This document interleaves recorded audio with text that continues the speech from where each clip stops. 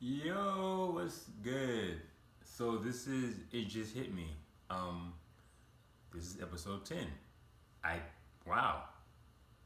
Thank you for journeying me.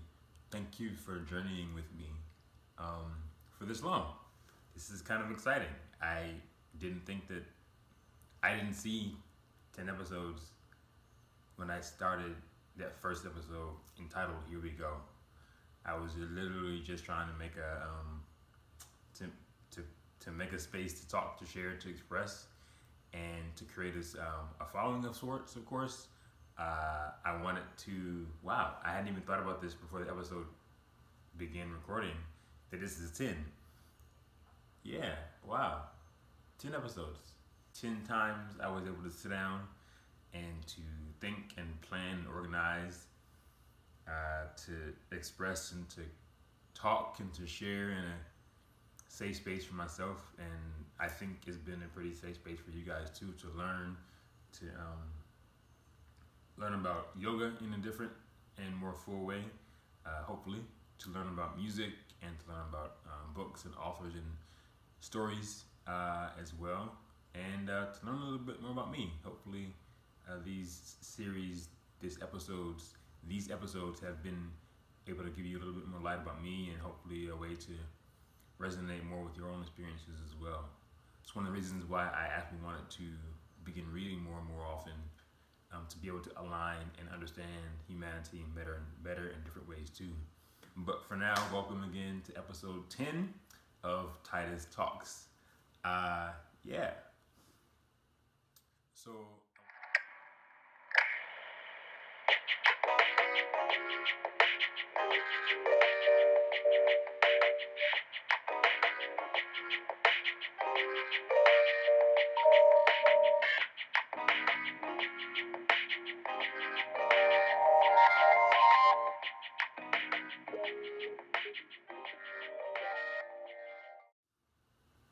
So I want to, of course, begin this episode with the fifth and last yama. We've discussed four of them so far: Asteya, Satya, Ahimsa, and the last one was Brahmacharya. And those, of course, have been moral ethics, ways to live towards yourself and towards the world as well. So I really hope that that's been able to enlighten you guys, like it enlightened me a year or so ago, into the fact that yoga isn't just put on the mat. Yoga is so much more. Yoga is a way to bring balance, a way to see yourself, a way to experience life in a more pure way. And if I want, I remember writing down in one of my first or second blog posts on Medium. Check it out. That I really, one can't just do yoga. You don't do yoga. You practice yoga. You are yoga. And it's been exciting for me to be able to share with you guys how I've learned to practice yoga. How I've learned to not just get on the mat and do some poses, but on the mat, practice these elements, these yamas and niyamas, and be able to take those yamas and niyamas and other things, of course, as well, into life, and give me a different way, a differently lit way to navigate life and its humps and bumps and experiences overall too. So, with that being said, the last yama today is going to be a yama called aparigraha, and that yama, it's the Sanskrit word that's translated into non-grasping. It's also translated into non-attachment or non-possessiveness. It's a really unique yama that I like a lot, along with, of course, truthfulness for myself. But what it means, from what I've read at least, it teaches us to take away, to take only what we need and keep only what serves us in the moment. To let go when the time is right, to let go of a certain thing as well. Some ways to practice this particular yama, to let go of your stuff, your physical things that don't serve you, things that don't have any need or any value to your life. And it kind of was mentioned in the previous yama, brahmacharya. I'm still learning about how to say these words. Things that take energy from you, things that don't serve the moment in you right now. Let those things go. Another way to practice a parigraha is to let go of the awkward moments. Those moments in life that you get into and feel weird or hit you the wrong way or whatever. We oftentimes, I remember personally, when something happened that I didn't want to happen or that hurt me or that upset me, I would hold on to that feeling I would hold on to my response to the feeling and wish that I could do something about it and hold that resentment or hold that fear or hold that joy and not allow myself to be then present in the next moments. And that does two things. Holding on to the moment keeps you from being present, and it also adds to your life and adds to your conscious that things that need to be let go of and released. So not holding on to, building up, adding to, stacking up your emotional bag and letting go of things to make room for more things to come. And I think about, I guess, hoarders to an extent, and even people who aren't quite hoarding, but making sure that you recognize how much life moves in cycles in the rhythm of life, in that if you keep holding on to things, life's gonna keep coming with things and coming with things and coming with things, and you're gonna end up having a lot of shit in your life that needs to be let go of. And if you get in the habit of letting go of things more often, you'll be able to make space for more things to come and new things to come, and that process to flow as well. Letting go of friends that may have been negative in your life, letting go of different interaction with people, customers, co-workers, employees, or whatever it is. Holding on to things just doesn't serve you in any kind of way. Letting go of people who have died in the past. It's not an easy thing to have someone not just leave your city or your state or your region, but to leave this life entirely. But that's important to let that go. I don't believe that it's important to let go who they are to you, but to let go of needing them to be in your moments and in this time. I feel like their person's impact in your life is real and will never go anywhere. So you can always return and bring back a moment or bring back a feeling, bring back an experience that was seared into your spirit, into your mind and your psyche. So that will never go anywhere. Whatever you've experienced will come back and can return, and you can have it again in a memory. But what's gone is gone. Who's gone is gone. And trying to get them back again is a futile journey and a futile effort. Life is a journey, not the destination. And in trying to hold on to this moment here for too long, it can mess you up. We often think about, I think, the results of our actions too much. We should think, I think, more on the actions themselves, what we're doing right now in the moment.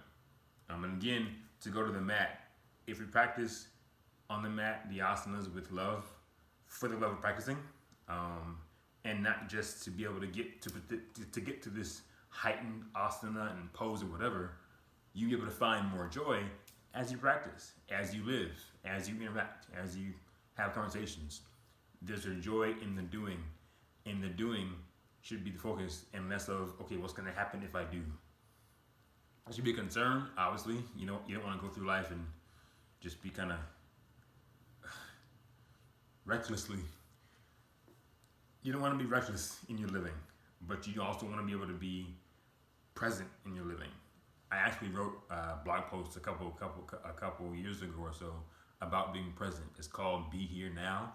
Another one I called Presently Aware, and those two blog posts speak to how we have to be present and have to be engaged in what's going on now, and not stealing from now yesterday's thoughts and feelings or tomorrow's hopes or ideas.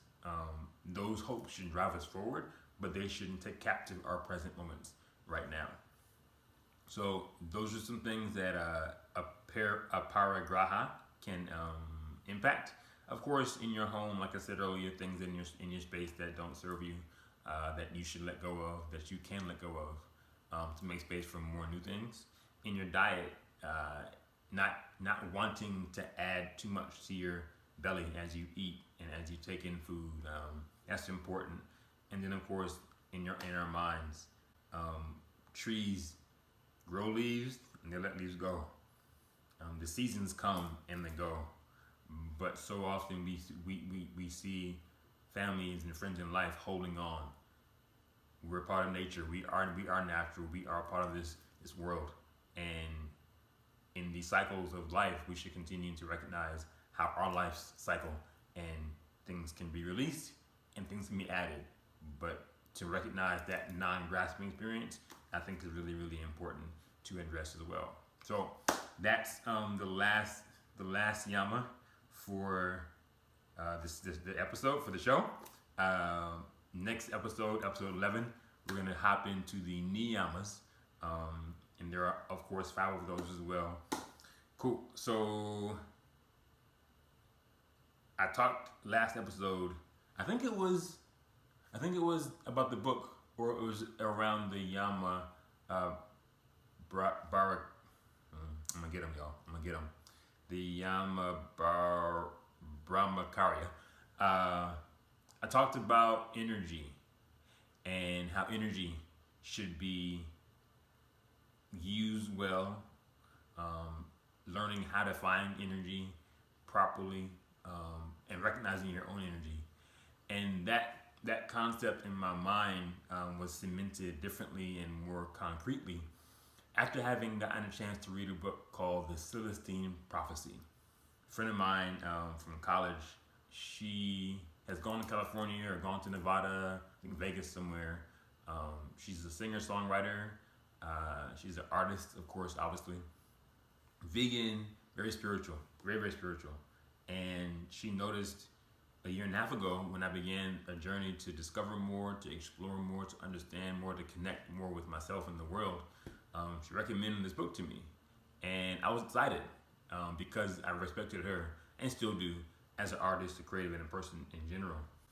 So I got the book. I paid for the book in iBooks, picked it up, and read it in about 5-6 days. It's a really, really good book. I recommend reading it only if you are confident in whatever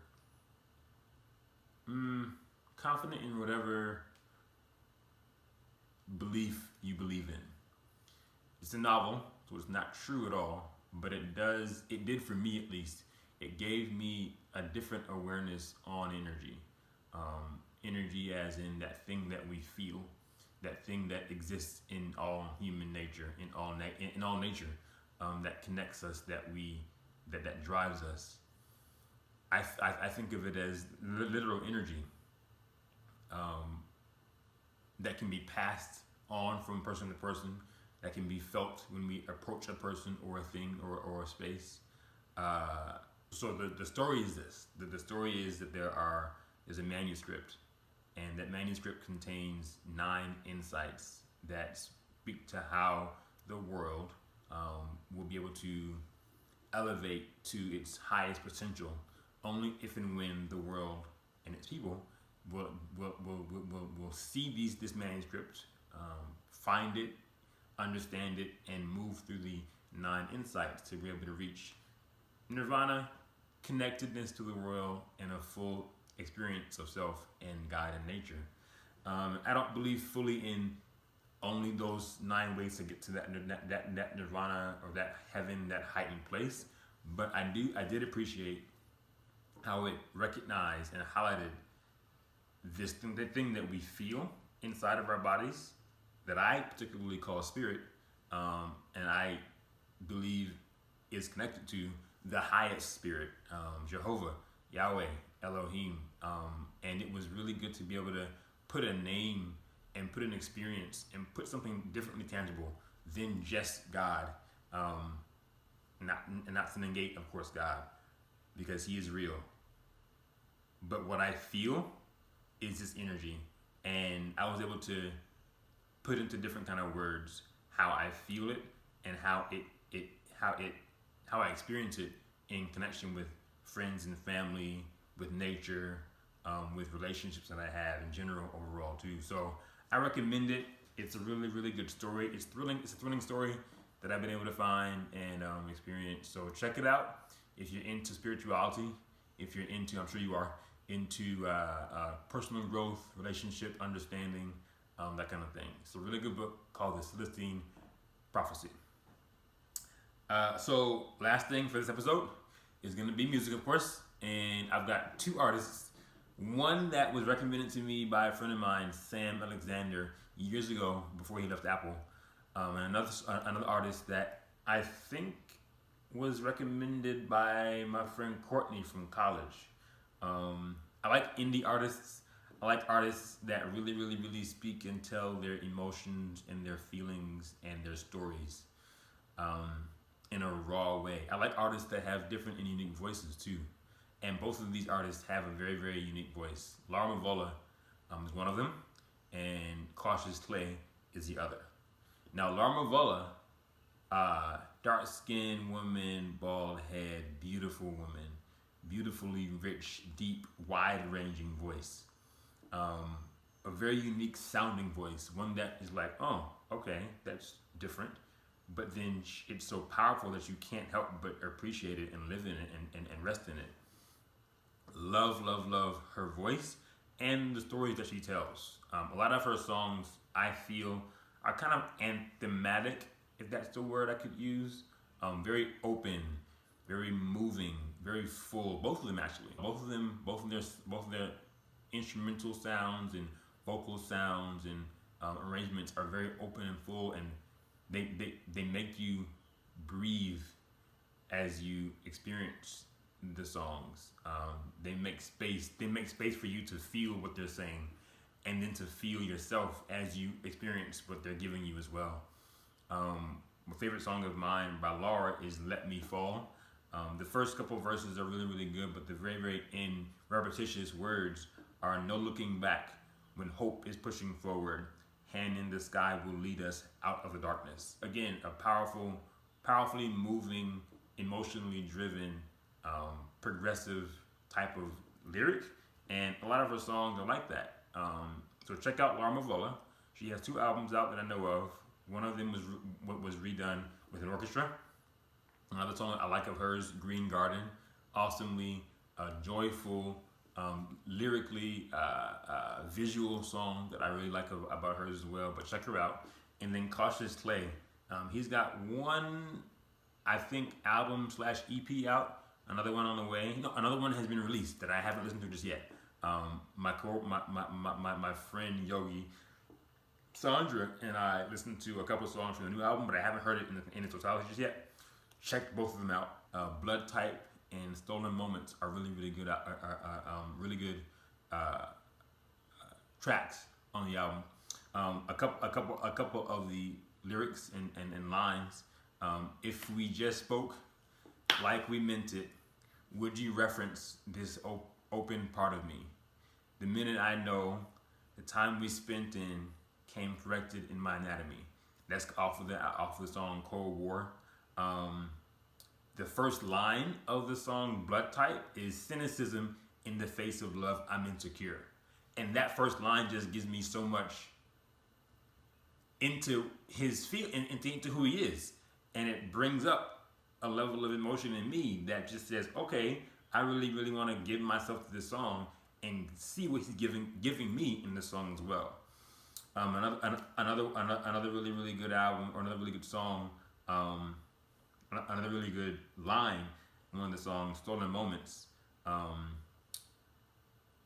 line says he's afraid of intimacy, and just me when I hear phrases like that and words like that and thoughts like that from a guy with a really, really awesomely wide-ranging voice is really, really good. So check him out, Cautious Clay, and check out Laura Mavola. And with that, we have reached the end of episode 10. Took a little longer than I expected. Sorry. I'm trying to work on condensing things and not talking too long.